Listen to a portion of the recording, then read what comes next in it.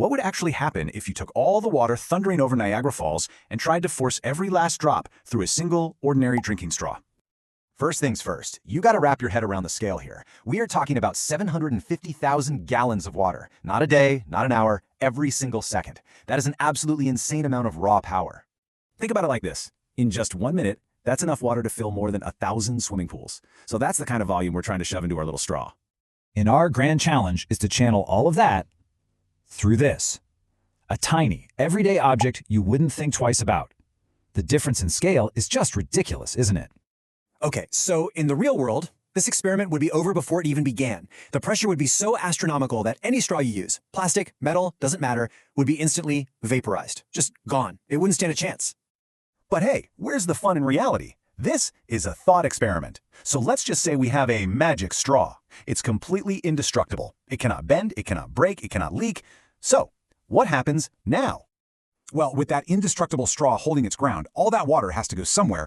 It would be blasted out of that tiny hole at a velocity that is just hard to even comprehend. We're not talking about a gentle stream here. We're talking about a high-speed water jet unlike anything humanity has ever seen. So just how powerful are we talking? You know those industrial water cutters that can slice through solid steel? Yeah, those would look like toy squirt guns next to this thing. Our Niagara jet would have enough focused power to literally bore a hole straight into the bedrock of the Earth itself. The physical force is one thing. I mean, that's crazy enough. But what about the raw energy that's fueling this incredible jet?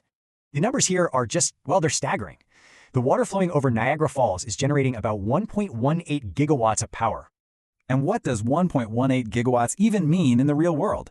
Get this, it's roughly the same power output as a large nuclear power plant. Now just try to imagine all of that energy focused down to a single tiny point.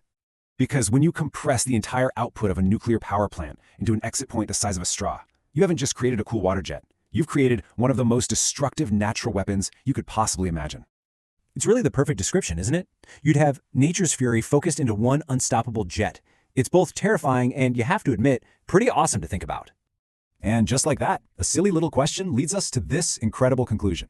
By bending the rules of reality just a little bit, we've turned a simple drinking straw into, literally, the most powerful water cannon in existence. Which, of course, leaves you with one last question to chew on. If a simple straw can do all that, what other everyday objects sitting around you right now are just one wild thought experiment away from becoming something else? Something to think about.